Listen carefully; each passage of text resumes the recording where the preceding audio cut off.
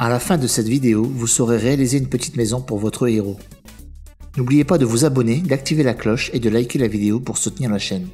Rendez-vous après l'intro.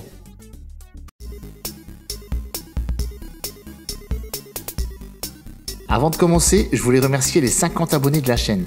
Vous êtes de plus en plus nombreux à suivre mes tutos et j'en suis ravi. La chaîne grandit très vite et ce grâce à vous. Encore une fois, un grand merci à vous pour votre fidélité. N'hésitez pas à me laisser un petit commentaire, ça me fait plaisir de pouvoir vous répondre. Place à la vidéo. Je place un personnage que j'ai réalisé en 16 x 16 pixels pour avoir de bonnes proportions lors de la création de la maison. L'idée est d'avoir une forme cohérente ici, pour l'architecture de la maison. Je n'hésite pas à supprimer une hauteur de 16 pixels pour donner la bonne taille. Une fois que l'échelle me convient, je duplique le contour verticalement et je le place pour avoir la forme de la maison avec le bon espacement. Je viens supprimer la ligne horizontale, puis je ferme les côtés. J'ajoute ensuite un rebord pour élargir la toiture et donner une meilleure apparence à la maison. Je vais maintenant remonter un peu la base car l'aspect ne me convient pas. Je prends une couleur bleu foncé et je sépare le toit en deux. Le côté gauche rendra les zones ombrées et celui de droite prendra la lumière. Je sépare les deux couleurs grâce à un bleu neutre. Je place un aplat de couleurs pour la façade de la maison et avec la pipette, je repasse les contours de chacun. Déjà, l'apparence de la maison est plutôt agréable. Ensuite, je supprime les coins de la base et avec un retrait de 4 pixels, je prépare la porte en supprimant également 2 pixels de haut. La réalisation des fenêtres est simple. En prenant le bleu de la toiture, je viens donner une forme rectangulaire et la copier. Je viens faire la fenêtre à la forme légèrement en croix de la même méthode. Encore une fois, je remonte un peu la base car la hauteur ne me paraît pas adaptée. Nous allons réaliser la cheminée de la maison. En pipant la couleur de la façade, je viens faire la silhouette de cette dernière en n'oubliant pas de remonter en diagonale. Je place les premières ombres pour la cheminée de la même couleur que la séparation du toit, l'ajout d'un premier ombrage sous toiture de la couleur de la porte, et je viens répéter 3 fois pour permettre d'élargir l'ombrage. Je place une bordure de reflet à droite, là où la lumière frappe le plus fort, et je fais l'inverse de l'autre côté pour la face dans l'ombre. Je place les reflets sous les fenêtres et sur le carré de la cheminée pour venir ombrer et simuler le trou d'évacuation des fumées. Quelques bandes verticales de couleur brun foncé placées judicieusement donneront de très bons résultats. Elles laisseront apparaître des briques sur la façade de la cheminée.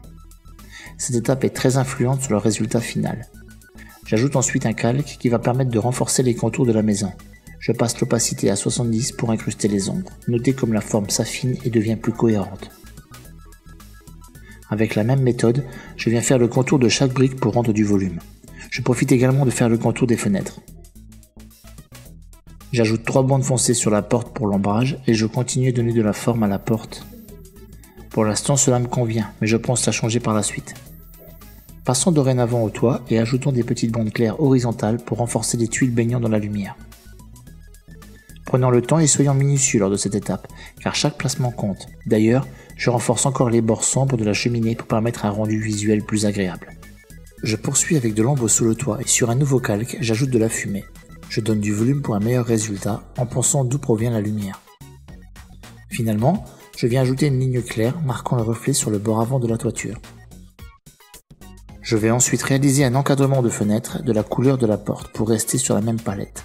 Je crée 2 bandes verticales et 2 horizontales en plaçant une bande plus claire pour l'épaisseur. J'ombre les coins supérieurs des fenêtres, mais la couleur générale ne me convient pas. Du coup, je décide de refaire la porte avec une couleur de bois plus claire. Je commence par coloriser fenêtres et portes de la même couleur, puis j'ombre le haut de la porte et les zones foncées de la fenêtre également. Avec une couleur un peu plus foncée, je fais le bas de porte. J'ajoute quelques pixels sur les bandes verticales des fenêtres, je fais pareil pour la couleur claire et je commence à sculpter la porte en bois avec une moulure centrale. Restez léger sur les couleurs ici pour ne pas surcharger les détails.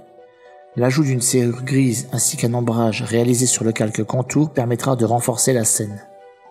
Je teinte encore un peu plus les ombres sur la porte. Enfin, je vais réaliser l'ombre de la maison sur un nouveau calque placé en dessous du calque House. Je remplis les bords inférieurs avec un bleu foncé et non un noir. C'est très important de prendre du bleu car en pixel art, le noir n'est pas utilisé pour les ombres. Et je viens sculpter la forme de l'ombre que je remplis une fois que l'aspect me convient. Un dernier petit rectangle rattaché à l'ombre et je viens changer l'opacité à 70-75 environ. Pour finir, je réalise un dernier calque pour mettre une couleur verte qui correspondra à l'herbe. J'ai réalisé une petite retouche animée pour la fumée. Si vous voulez savoir comment l'animer, dites-le moi en commentaire et likez la vidéo. Merci d'avoir regardé cette vidéo, laissez-moi un pouce bleu si elle vous a aidé, abonnez-vous pour en voir d'autres, à bientôt, ciao.